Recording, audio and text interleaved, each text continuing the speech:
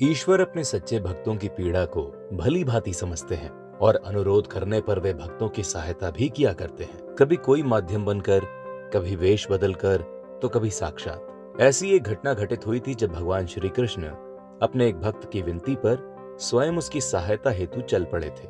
मान्यता है कि इस कार्य हेतु भगवान श्री कृष्ण अपने भक्त के अनुरोध पर वृंदावन से उड़ीसा के फुल अलसा तक चले आए थे। क्या है वो पूरी घटना, आइए जानते हैं आज की कहानी के माध्यम से। मेरा नाम है अंश और आप देख रहे हैं नारद वाणी। एक बार दो ब्राह्मण उड़ीसा से वृंदावन की यात्रा पर निकले, जिनमें से एक वृद्ध था और दूसरा युवा था। उसकी यात्रा बहुत लंबी थी और तब यातायात के साधन भी बहुत सीमित थे, जिस कारण मार्ग में अत्यधिक कठिनाइयों का सामना करना पड़ा। युवा ब्राह्मण ने उस पूरी यात्रा में वृद्ध ब्राह्मण का विशेष ध्यान रखा और इस हेतु वो वृद्ध युवक का बड़ा आभारी था। वृंदावन पहुंचने पर उसने युवक से कहा, पुत्र, इस यात्रा में तुमने मेरा जिस प्रकार से ध्यान रखा और मेरी सेवा की, मैं अत्यंत कृतज्ञ हूँ। तुम्हारी इस निश्चल सेवा के बदले मैं तुम्हें कुछ पुरस्कार देना चाहता हूँ। युवक ने बड़े ही आदर पूर्वक कहा, यह सब करना तो मेरा कर्तव्य था। मैंने आपकी सेवा किसी पुरस्कार हेतु नहीं की। वृद्ध ब्राह्मण के लाख हट करने पर भी उसने हाथ जोड़कर मना कर दिया, जिसके बाद वृद्ध ब्राह्मण ने अपनी पुत्री से उस युवक का विवाह करने का प्रस्ताव दिया।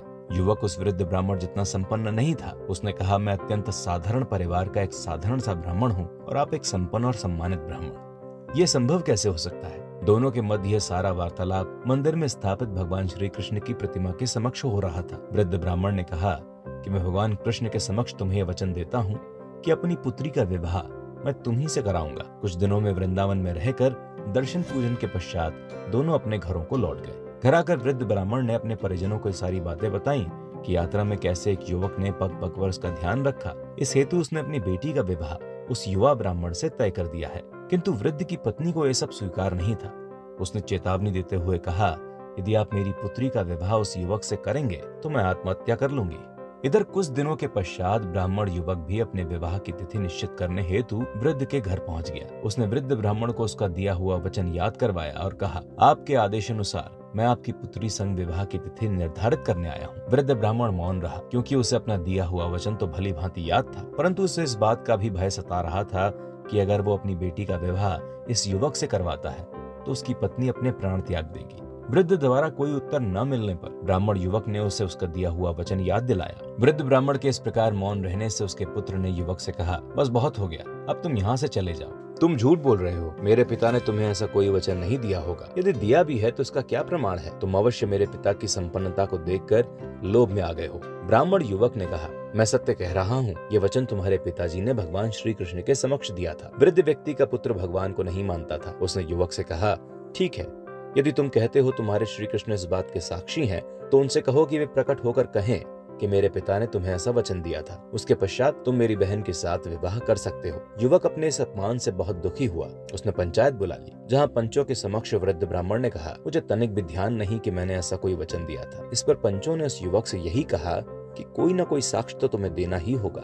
जब ये ब्राह्मण तुम्हें अपनी पुत्री देने का वचन दे रहा था, उस समय वहाँ कोई और भी मौजूद था। युवक ने कहा, कृष्ण जी के ही समक्ष इन्होंने वचन दिया था, उन्हें छोड़कर मेरा कोई साक्षी नहीं। इस पर एक पंच ने हंसते हुए कहा, तो क्या भगवान श्री कृष्ण साक्षी बनकर आएंगे तुम्हारे लिए?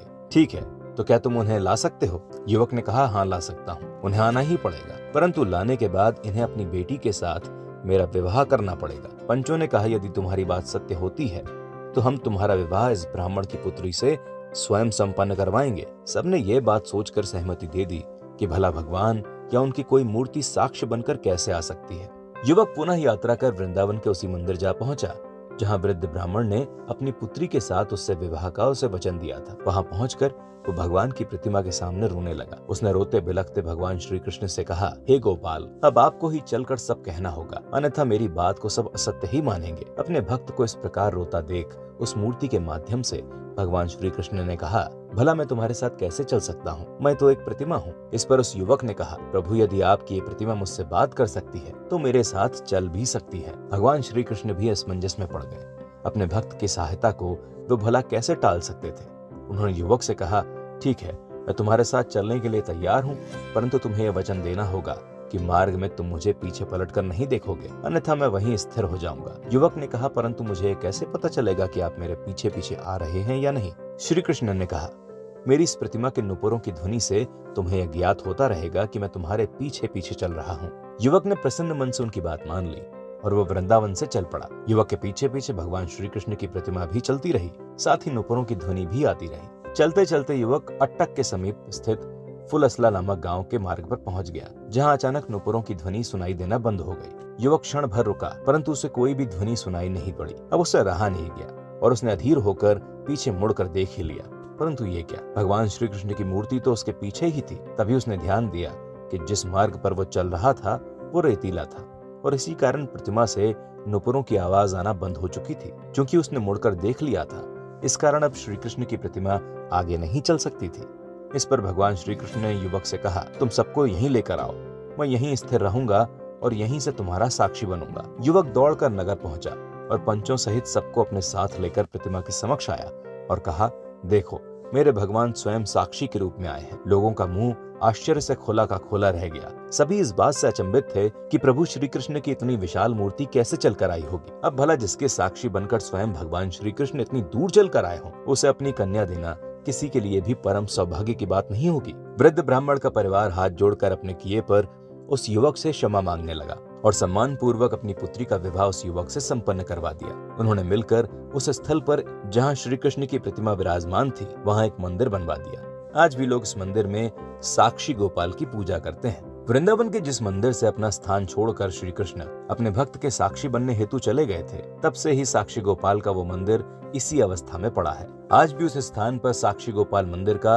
भग्नावशेष अवशिष्ट है, जो वृंदावन में श्री गोपाल मंदिर के पश्चिम में स्थित है। वो स्थान जहां साक्षात भगवान साक्षी बनकर गए थे, उसे भी साक्षी गोपाल के नाम से जाना जाता है। परंतु कालांतर में भगवान साक्षी गोपाल की प्रतिमा श्री जगन्नाथपुरी में लाई गई। उसके पश्चात अब वो प्रतिमा वहां से 12 मील दूर सत्यवादीपुर में विराजमान है और अब सत्यवादीपुर साक्षी गोपाल के नाम से ही प्रसिद्ध है। साक्षी गोपाल के इस स्थान परिवर्तन से जुड़ी भी एक कथा है, जो उड़ीसा के राजा से जुड़ी है। मान्यता है कि उड़ीसा के राजा को जब फुलअलसा के साक्षी गोपाल जी की प्रतिमा का पता चला, तो उन्होंने भगवान साक्षी गोपाल को श्री जगन्नाथ जी के मंदिर में स्थापित करवा दिया। परंतु वहां एक और समस्या खड़ी हो गई। हुआ ये कि जगन्नाथ जी को जाने वाला सब भोग गोपाल जी पहले ही लगा लेते थे। इसके पश्चात इस समस्या से निदान हेतु श्री जगन्नाथ जी ने उन्हें स्वप्न दिया कि गोपाल जी के स्थान पर सत्यनारायण भगवान की प्रतिमा स्थापित की जाए और साक्षी गोपाल जी की प्रतिमा को पुरी से 15 किलोमीटर दूर सत्यवादी ग्राम में स्थापित करवा दिया जाए। तभी से भगवान श्री कृष्ण का साक्षी गोपाल स्वरूप वहीं विराजमान है। इस स्थान को गुप्त वृंदावन भी कहा जाता है। इस मंदिर से जुड़ी एक घटना और भी है जो बड़ी प्रसिद्ध है। पुरी से दूर मंदिर में स्थापित होने के बाद भगवान कृष्ण का मन अपने प्राणों से प्यारी राधा जी के बिना नहीं लगता था। ऐसे में माँ राधा ने साक्षी गोपाल मंदिर के पुजारी की कन्या के रूप में जन्म लिया, जिसका नाम लक्ष्मी रखा गया। जैसे जैसे वो कन्या बड़ी होने लगी, उसके साथ बड़ी ही आश्चर्यजनक घटनाएं होने लगी। कभी साक्षी गोपाल के मंदिर में लक्ष्मी के वस्त्र और आभूषण मिलते, तो कभी लक्ष्मी के कक्ष से गोपाल जी की मालाएं मिल जाती। पुजारी को धीरे धीरे सारी बात समझ आ गई और ये बात एक दिन राजा को भी पता लग गई, जिसके पश्चात पंडितों की सलाह पर राजा ने साक्षी गोपाल जी के पास ही राधा रानी की मूर्ति स्थापित करने का आदेश दिया। परंतु मूर्ति के स्थापित होते ही लक्ष्मी की मृत्यु हो गई और उसकी आत्मा राधा जी की प्रतिमा में समा गई। मान्यता है कि धीरे धीरे राधा रानी की प्रतिमा का रूप पुजारी की बेटी लक्ष्मी की छवि में परिवर्तित हो गया। हमें आशा है कि नारद वाणी के वीडियो आपको अवश्य पसंद आ रहे होंगे। वीडियो के बारे में अपने विचार कमेंट्स के माध्यम से हमें अवश्य बताएं। शीघ्र ही मिलते हैं एक और कहानी के साथ। तब तक के लिए नमस्कार।